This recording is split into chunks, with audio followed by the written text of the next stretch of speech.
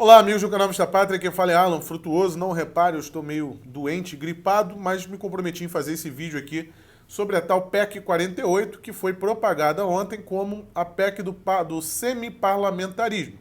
E, obviamente, a direita, muitas das vezes aí, é pautada por folhetins de esquerda e replica, né, esse pânico, esse desespero, e todo mundo arrancou os cabelos, sendo que, se é que vocês perceberam, ninguém do governo, nem sequer da base do governo, reclamou da tal PEC. Por que será?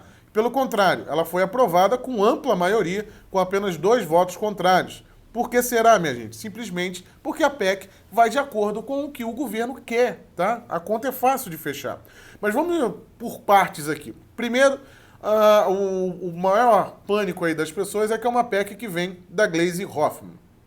Sim, vem da Gleisi Hoffmann da época em que ela era senadora, em 2018. Parem para pensar aqui um raciocínio rápido. Se a PEC fosse realmente para transformar o presidente Bolsonaro, né, numa rainha da Inglaterra, num parlamentarismo, por que diabos ela seria, né, colocada aí, seria proposta em 2018, quando o Bolsonaro nem sequer era presidente da República, né, foi antes das eleições. Inclusive com vários senadores aí na coautoria, entre eles Álvaro Dias, entre tantos outros senadores ali. Simplesmente, meus amigos, a Gleisi Hoffmann não é que baixou um espírito patriótico e agora ela está de acordo com a agenda do governo. E o buraco é muito mais embaixo. Eu vou falar sobre a Gleisi Hoffmann especificamente e o motivo dela mais para o final do vídeo. Mas vamos lá. Só para entender, né, o que essa PEC faz na verdade. Muita gente, o presidente agora teve os poderes limitados. Não, o presidente continua com a mesma prerrogativa de presidente, o presidente pode vetar, o presidente pode fazer tudo que um presidente da República pode fazer antes da aprovação dessa PEC.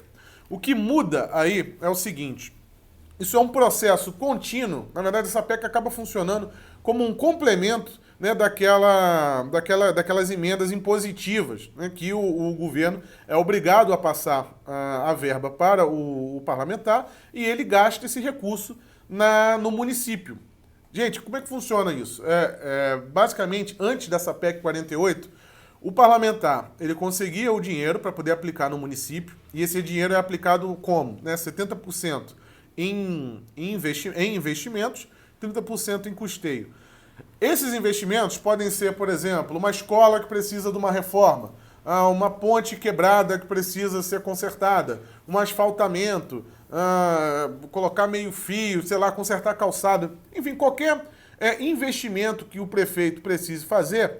Às vezes falta verba, isso é muito comum, e já exatamente a proposta do Pacto Federativo que o presidente Jair Bolsonaro lançou agora mês passado, visa inclusive enxugar esses municípios aí que não têm a capacidade de se manter, né? Isso aí é um outro assunto, mas vai muito de acordo com a agenda do governo Bolsonaro. E essa verba, para ser liberada, para chegar nessa prefeitura, lá no interior, a prefeitura pequena que não tem recursos, ela passava por uma burocracia tamanha.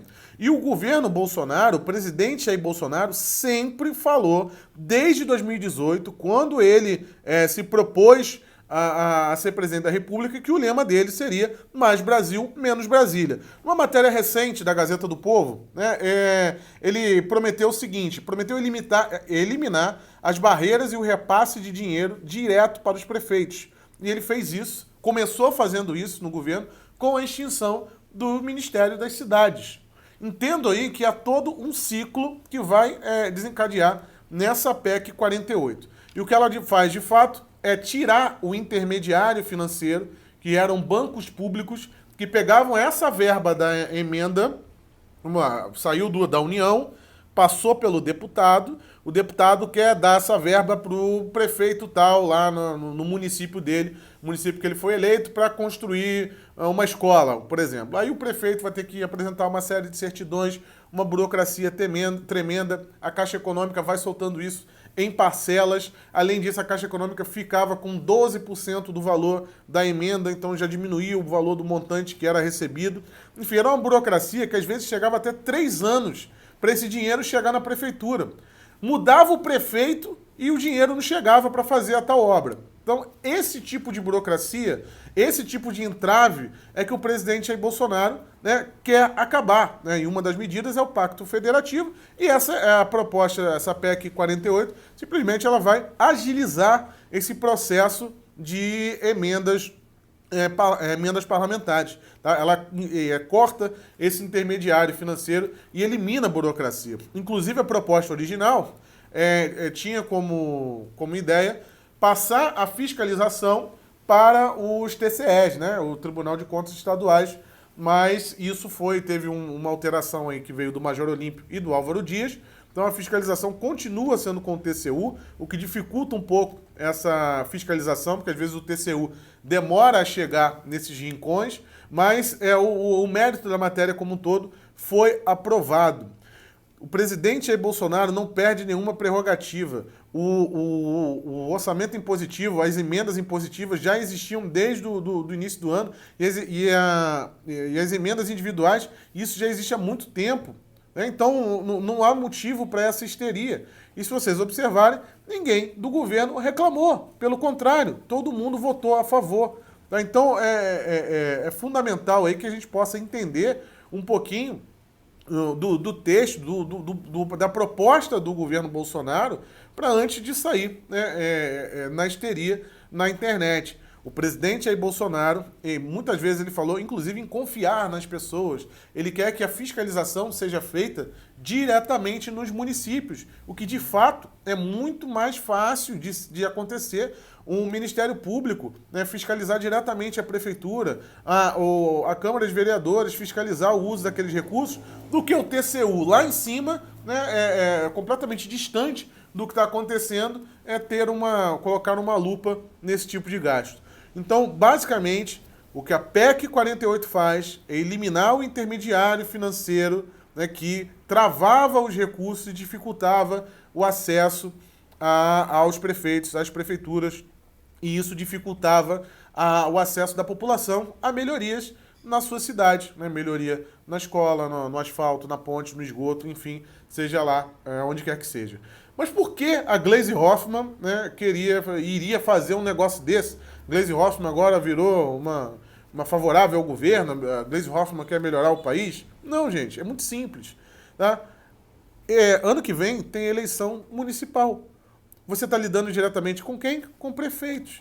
A Gleisi Hoffmann, todos os parlamentares ali, né, que apoiaram, eles simplesmente estão dando o açúcar, estão dando o doce na boca dos prefeitos. Eles querem base, eles querem aliados. É simplesmente isso. Né? Essa é uma agenda, essa é uma proposta não ideológica, isso é uma proposta pragmática, é uma proposta que realmente ela é suprapartidária. Então, por isso, houve acordo na votação, inclusive, né, foi votado, todos votaram a favor da proposta. O único partido que não votou a favor foi o PSOL. Né? O resto, PSL, Podemos, enfim, todos os deputados, todos os senadores que estão alinhados com o presidente Bolsonaro votaram de acordo com essa matéria, simplesmente porque ela não oferece risco ao governo Bolsonaro. Tá?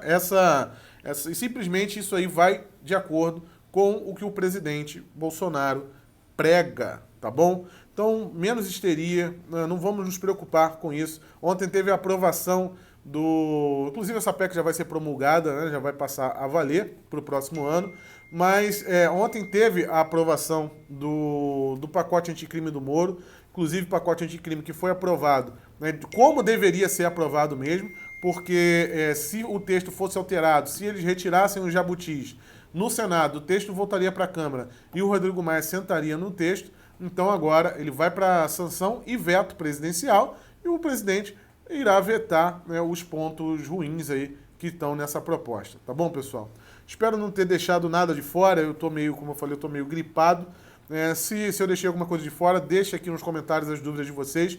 E mais tarde eu vou tentar fazer uma live e a gente troca mais uma ideia sobre esse assunto aí da PEC 48. Não tem nada de parlamentarismo. Bolsonaro segue com as suas prerrogativas e, inclusive, Bolsonaro nem sequer comentou esse assunto porque não afeta em nada o governo dele, tá bom? Meus amigos, aqui foi Alan Frutuoso para o canal Vista Pátria. Se inscreva no canal, ative o sininho, compartilhe o vídeo para que possa chegar a mais pessoas E se você puder ser um apoiador financeiro do canal, primeiro link do Apoia-se aqui embaixo, tá? E também a conta corrente, a ajuda de vocês é muito importante para a gente poder fazer esse trabalho de informação e trabalhar mais esses assuntos espinhosos com vocês. Só um detalhe antes de fechar, tá? Quem emplacou essa narrativa do parlamentarismo foi a Folha de São Paulo. Nós sempre rejeitamos o que vem da Folha de São Paulo. Mas aí a Folha de São Paulo emplaca uma narrativa dizendo que o presidente o governo virou um semi-parlamentarismo, aí todo mundo acredita na Folha de São Paulo. Gente, qual é a lógica disso? Qual é o critério para poder acreditar na narrativa da Folha de São Paulo? Então vamos ter muito mais cuidado nas informações, tá bom? Segue o jogo, o governo está tendo vitórias e derrotas, mas a gente vai aprender a jogar esse jogo. Aos pouquinhos nós chegaremos lá, tá bom? Até a próxima, tchau, tchau.